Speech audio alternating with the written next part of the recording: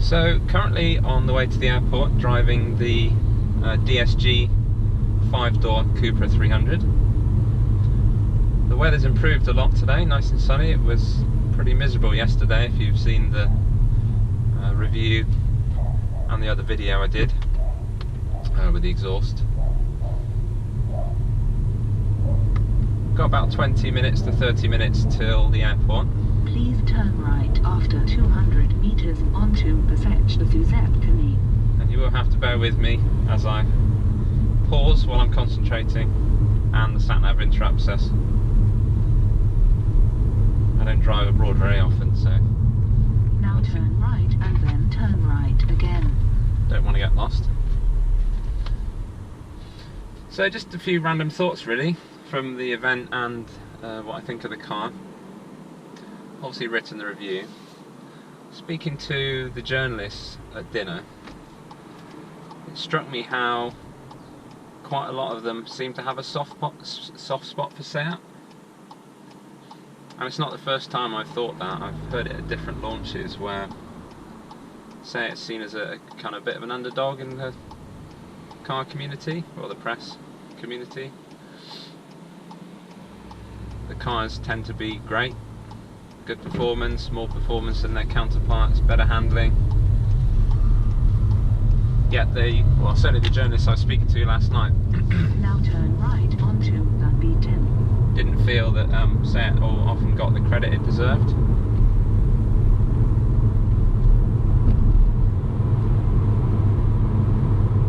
Please follow the B10 for 6 kilometers. Sorry, having a pause while I just check I'm on the right road. We also had Dr. Rabe, I think I said his name right, come and join us at a table. I have mentioned this in the review. He's the head of engineering at SEAT and is responsible for the Cupra and other fast cars that SEAT are considering and working on. He tends to be driving around in prototypes of various guises, and I did capture him at the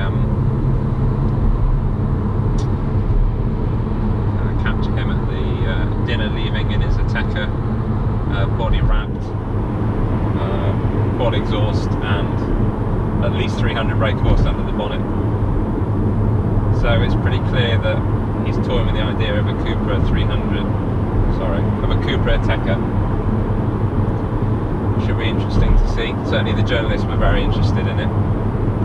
They were saying there's not really a competitor in that space unless you go into the premium sector. So SEAT certainly got it on the horizon. I'd be very surprised if we don't see an Ateca Cupra. He also talked about something coming for the Leon Cupra towards the end of this year. Obviously he's got to be careful what he says. Kind of implied potentially some more power. It wasn't that clear. Maybe a slightly firmer ride, so maybe lowering the car a bit more. But certainly what I did talk about was a bit more personalisation, so some more options. So I'm guessing that's going to be some kind of performance pack styling. We've seen them before, and you can get the orange line pack for the Cupra 300. I've got some pictures of that on the website. Which is kind of difficult for me because I've ordered mine, and I'm now wondering, is there going to be something a bit more extreme later in the year? But it's classic, you'll always be chasing the latest thing if you never commit. Don't get me wrong, the Cupra is an amazing car. So yeah, that was interesting chat last night. Talked about Ibiza as well. Certainly he kind of let on that Ibiza Cupra is not a priority, and is certainly by no means guaranteed. They see Cupra as more the bigger cars, as in the Leon, and obviously he was dropping hints at Ateca. Arona probably less so. Again, he was pushed about that and pretty much blatantly said there won't be a Cupra Arona. It's just not in their pipeline, or they obviously don't see the market for it. So yeah, it was interesting.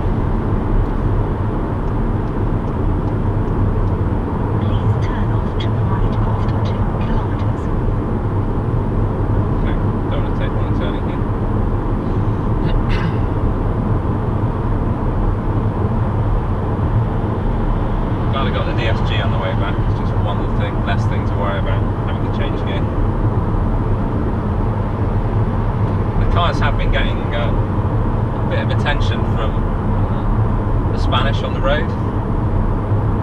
Obviously the facelift and the Cupra, certainly a lot of them have got performance packs, so there's been quite a few heads turning when I was in traffic jams last night.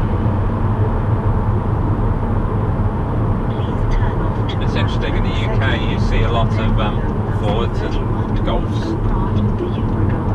As to be expected, you see a lot of SEATs in Spain, a lot of Alteas and taxis.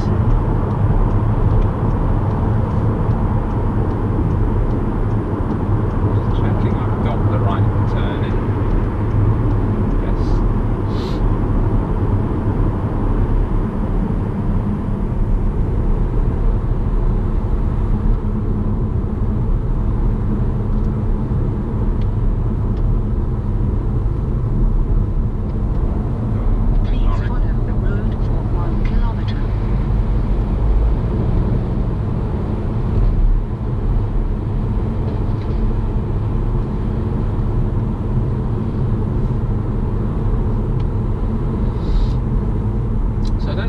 I can add really to the review I've already written. I'm certainly looking forward to getting my new car. I haven't read the reviews the journalists have published already. One of them was saying didn't feel as engaging as the Golf R. After 350 meters, leave the roundabout at the second exit and then follow that C31 towards Castelldefels. Right, just bear with me while I negotiate the roundabout. Yeah, so they said not quite as engaging as the Golf R. I'd be interested to read what they wrote about the 280, because a lot of the journalists said they thought it was more engaging than the Golf R. So it'd be interesting to know if this person's changed their opinion, because there really only are minor tweaks under the, certainly in the chassis, and I'm talking about just tiny adjustments that they've made, nothing that you would probably notice. So it'd be interesting to see if the same person had the same views, or if they actually thought they were one of the ones that thought it was more engaging. I haven't personally driven the Golf R, so I can't comment. The only four-wheel drive car I've driven is actually the V6 yesterday and the Cupra ST yesterday. I didn't really get to put the four-wheel drive through its paces to notice a massive difference. But for an everyday car, again, this car is just great all round.